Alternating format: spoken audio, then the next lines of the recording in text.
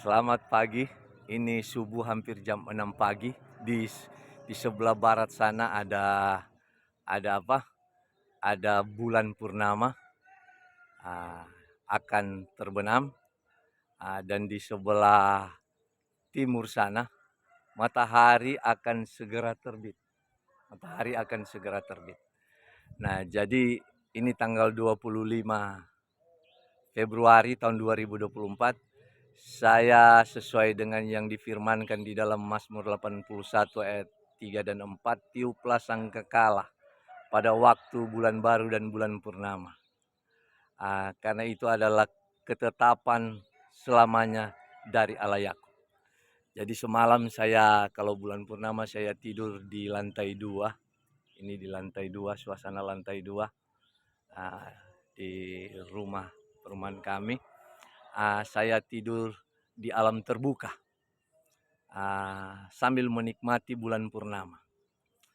Jadi ketika saya terbangun, saya melihat di langit pas jam 24 tengah malam, bulan purnama pas di atas kepala saya. Oke. Dan pada waktu kemarin bulan purnama ini akan terbit dan matahari terbenam, saya juga meniup shofar ini. Ini shofar. Oke. Ada banyak peristiwa besar yang terjadi di perayaan bulan purnama ini, yaitu dalam hari raya ketetapan yang ditentukan Tuhan kepada bangsa Israel. Disebut ketetapan karena siklus bulan itu tetap setiap bulannya. Mulai dari bulan baru, setengah bulan, bulan purnama, setengah bulan lagi, hingga bulan mati. Nah, peristiwa-peristiwa besar, hari raya besar dalam perayaan orang Yahudi di bulan purnama ada dua. Pertama Paskah di bulan Abib, bulan pertama kalender lunar orang Yahudi. Dan yang diikuti oleh 3 hari raya, yaitu Buah Sulung, Hari Raya Roti Tak Beragi, dan Hari Raya Shavuot, yang disebut Hari Raya Pentakosta, hari ke-50 setelah Paskah. Dan hari raya kedua besar adalah Hari Raya Sukkot, Hari Raya Pondok Daun, yang diikuti dengan 2 hari raya, yaitu bulan 7 di bulan Tisri. Hari raya tanggal 1 Tisri adalah hari raya Rosasana, tahun baru atau kepala tahun. Dan di tanggal 10 adalah hari raya Yom Kippur, hari raya pendamaian. Nah, kalau Pesak di bulan Abib sudah digenapi, tetapi hari raya Sukkot dalam keyakinan saya, Yudaisme Mesianik, hari raya Sukkot belum digenapi. Karena ini adalah hari raya di mana Mesias Raja akan datang dan akan dilantik sebagai Raja. Sudah dilantik dari sorga dan akan datang memerintah atas bumi. Di hari raya Sukkot ini adalah hari raya perayaan untuk Mesias Raja. Nah,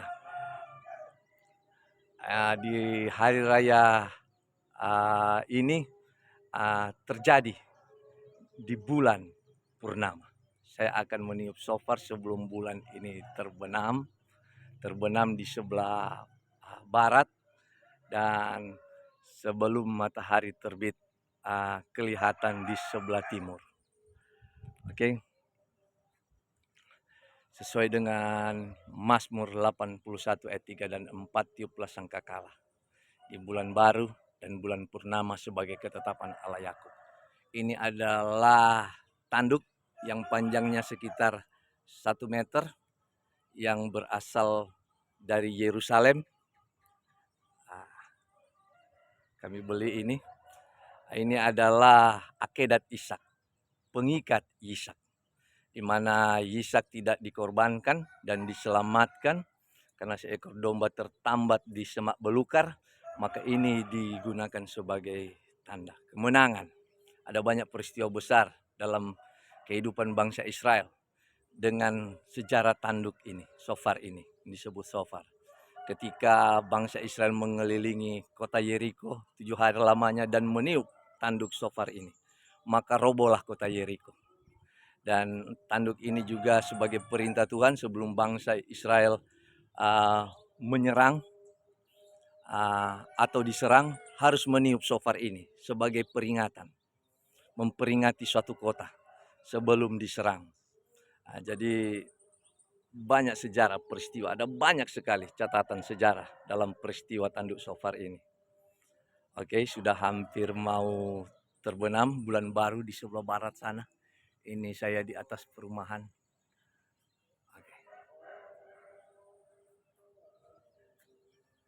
Oke, dalam kehidupan bangsa Israel ada ibadah harian pagi dan petang, yaitu sebelum matahari terbit dan terbenam. Ada ibadah bulan, setiap bulan, bulan baru dan bulan purnama. Dan ada ibadah tahunan seperti Pesak dan Sukot. Raya Sukot belum digenapi dan akan segera digenapi di akhir zaman. Oleh sebab itu Tuhan menghimbau kepada kita, bangsa Goim yang bukan Yahudi, kita supaya memegang punca jubah orang Yahudi. Mengapa? Karena di punca jubah orang Yahudi ada tertulis nama Allah Bapa YHWH, pusat sesembahannya Yesua dan para muridnya, dan sesembahan saya juga. Oke, bulan baru sedikit lagi akan terbenam, saya akan meniup shofar ini.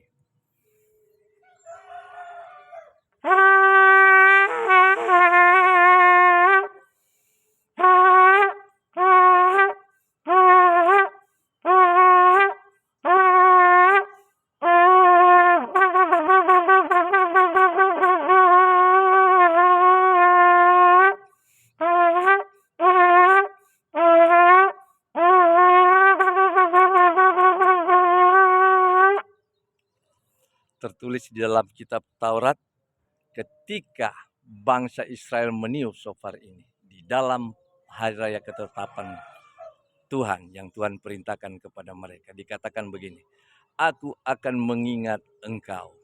Jadi kita mengingat hari raya perayaan yang Tuhan tetapkan, dan Tuhan akan mengingat kepada kita. Oke, semoga video saya ini menginspirasikan Anda. Ini shofar ini hanyalah sebuah benda mati, tetapi ketika dihembuskan nafas, dia hidup, bergetar dan bersuara. Itulah ilustrasi kehidupan kita. Hidup kita adalah manusia berdosa, tapi ketika dihembuskan nafas oleh firman Tuhan, maka kita akan hidup, bahkan akan memperoleh kehidupan yang kekal selama-lamanya di dunia baru yang Tuhan janjikan itu. Mari kita terus mengingat bulan baru dan bulan purnama. Mungkin Anda mengikuti kalender Gregori, tanggal 1 setiap bulan, tapi tidak kena pada siklus ketetapan bulan. Jadi dengan melihat kalender lunar orang Yahudi, maka kita akan kena tepat pada tanggal 1 itu adalah bulan baru, dan tanggal 14 setiap bulan, masuk tanggal 15 setiap bulan, kita memasuki bulan purnama. Semoga video saya ini menginspirasikan kerohanian Anda. Mari kita setia beribadah kepada Tuhan. Setiap hari, pagi dan petang, siklus tanda bulan matahari ada di langit, dan ibadah bulanan, siklus ketetapannya ada juga tanda bulan di langit, dan siklus tahunan juga tanda bulannya ada di langit dalam perayaan-perayaan hari raya orang Yahudi. Mari, Yesus katakan, kamu menyembah yang tidak kamu kenal, tetapi kami bangsa Yahudi menyembah yang kami kenal, sebab keselamatan datang dari bangsa Yahudi. Yohanes 4 ayat 22. Semoga menginspirasikan Anda untuk hidup dekat dengan Allah Yakub, yaitu Allah Bapa YHWH, yang disembah oleh para nabi, yang disembah oleh Yesua dan para rasul. Saya pun adalah penyembah Allah Bapa YHWH, Tuhan langit dan bumi, seperti yang dikatakan oleh Yesua di dalam Lukas 10 ayat 21. Yesua bersyukur kepada Allah Bapa Tuhan langit dan bumi. Haleluya, terpujilah namamu ya Bapa, pencipta alam semesta, pencipta benda-benda langit pada hari keempat. Aku bersyukur kepadamu. Aku mengetahui ibadah ini. Haleluya. Amin.